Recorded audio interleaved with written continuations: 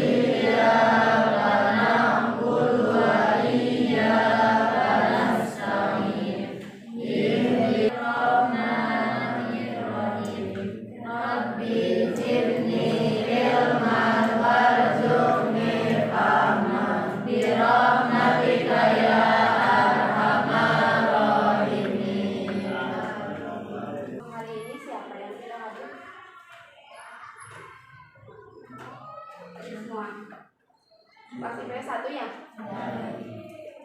11 IPS 1. Yang terakhir? Mana?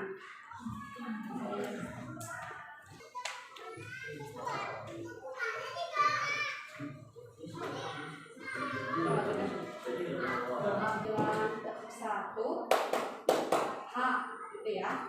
Tepuk 1 H.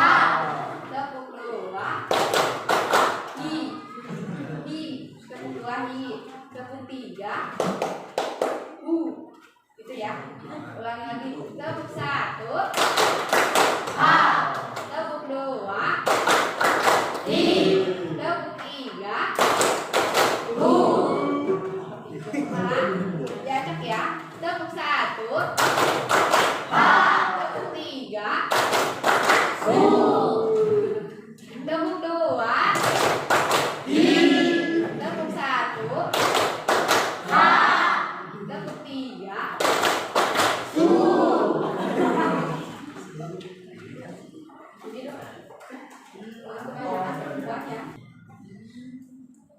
Tujuan pembelajaran pertemuan sekarang yaitu Teteh sama A atau semuanya peserta didik dapat memahami dan membiasakan ada bertamu dan bertetangga, terus kemudian paham mengenai penjelasan atau pengertian ada perjalanan, bertamu, dan menerima tamu. Saya tidak bisa dibacakan aja dari LKS boleh. Dengan persiapan.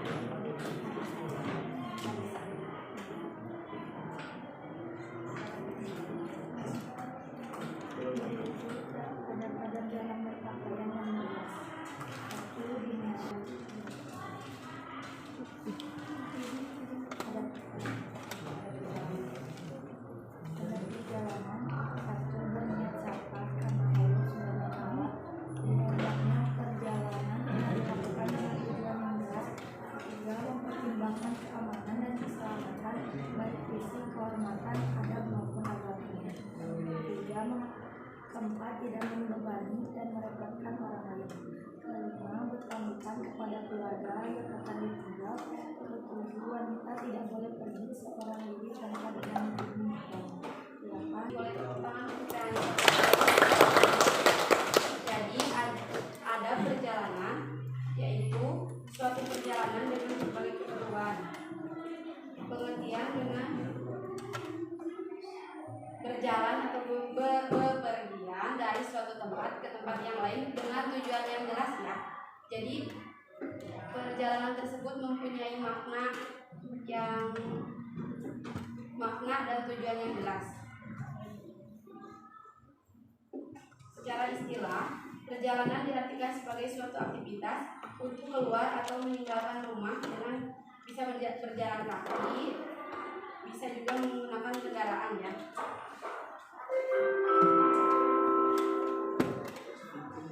Dengan berpamitan yang utama yaitu kepada kedua orang tua.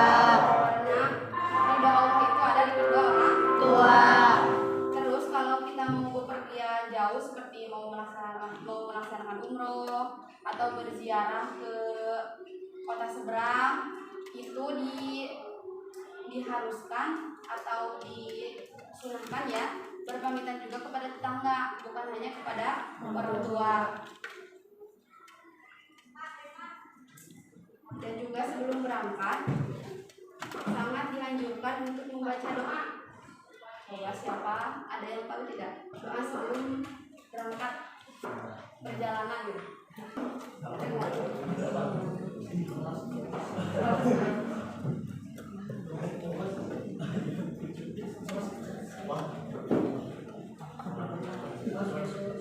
Ada tidak?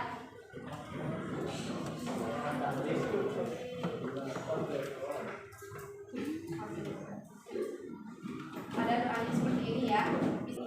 Bersabarlah karena dalam sabar itu sesungguhnya memiliki keuntungan. Nah, keuntungan atau nilai positif yang pertama yaitu sabar atau perjalanan dapat menghibur diri dari kesedihan.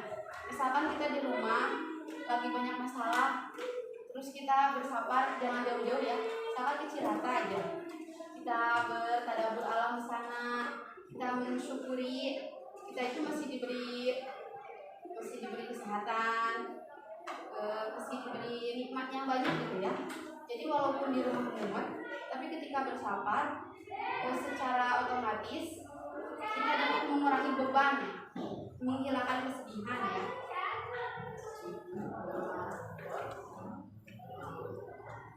Kalau di rumah ada tamu masuk, kunjring, tidak perlu seperti itu ya. Jadi sewajarnya saja gitu.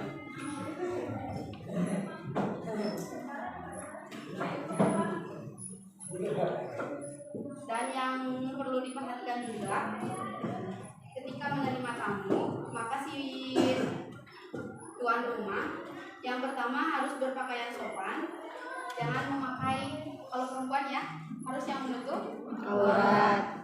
Apalagi kalau kamu terimalah kamu dengan sopan, santun dan ramah. Jawablah seri, jangan ada tamu baru. Assalamualaikum. Ya seperti itu ya. Waalaikumsalam warahmatullahi wabarakatuh. Silakan masuk. Suka lihat kayak gimana ya?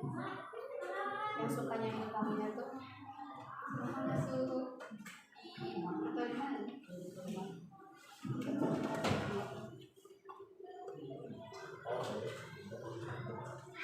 Suguhilah hidangan dan minum.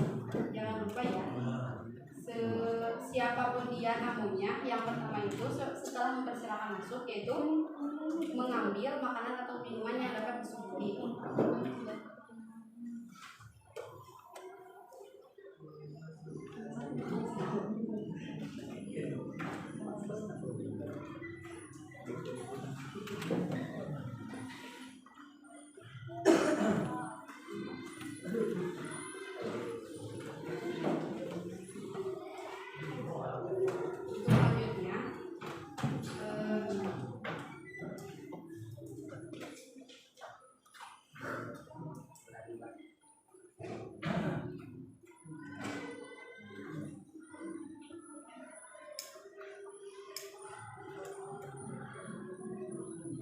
Berdiskusi ya, dibagi menjadi 3 kelompok. Laki-laki ini kelompok aja. Kelompok 1 membahas atau merangkum yang tadi tentang ada perjalanan.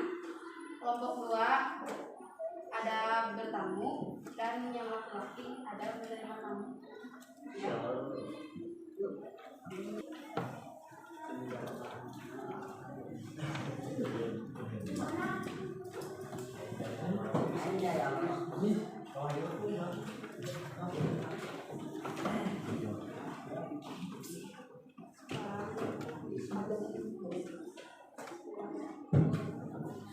Menit aja ya, atau 5 menit.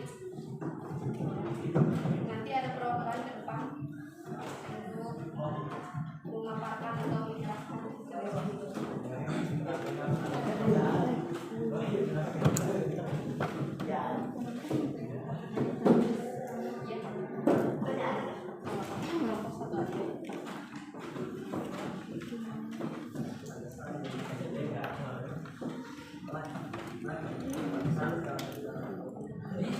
Tidak boleh pergi seorang diri tanpa didampingi mahram.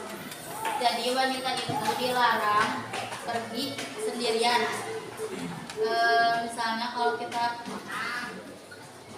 ingin berangkat melakukan perjalanan sendiri itu tidak boleh, soalnya khawatir takut kenapa-napa.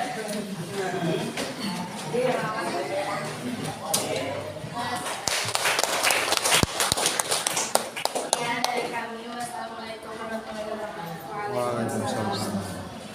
Sudah hebat ya, itu rangkuman dari adab perjalanan. Sekarang masuk ke kelompok 2, ada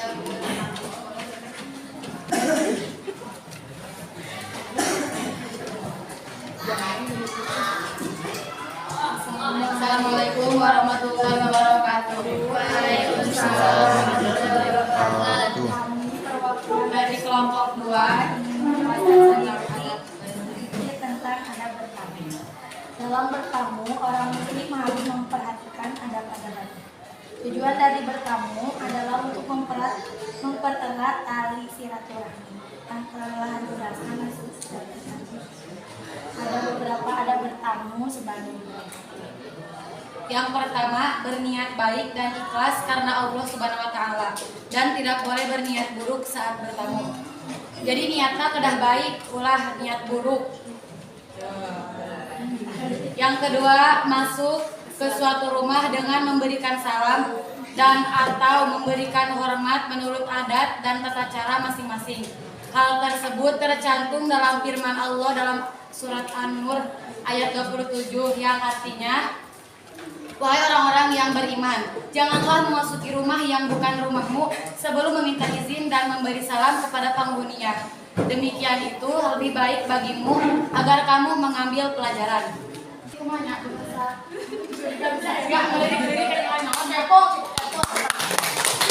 sekian dari kami.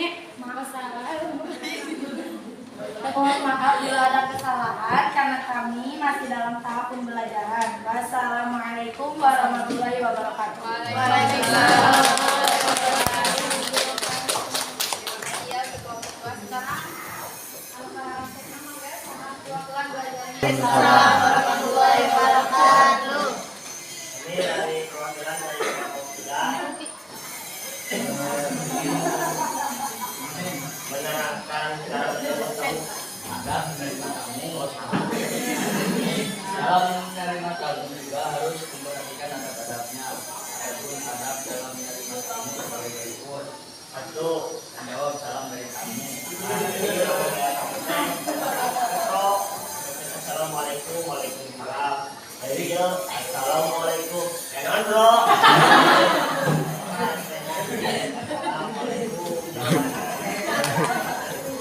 Wah, Jaga kebersihan rumah.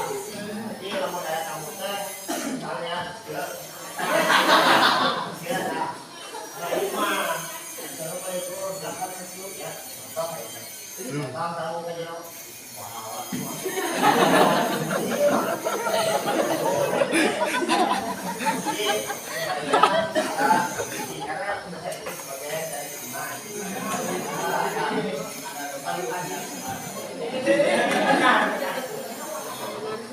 Tidak Berpakaian yang pantas. berpakaian yang pantas. Kalau ada keren hati pakai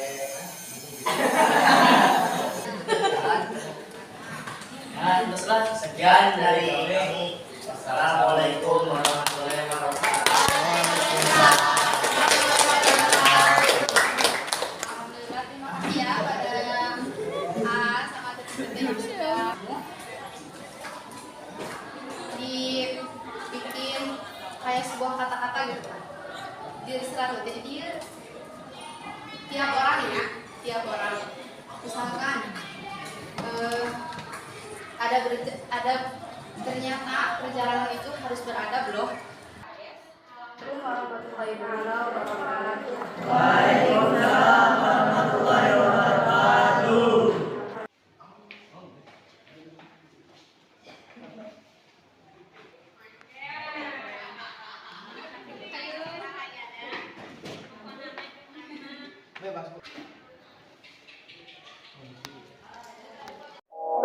Thank you.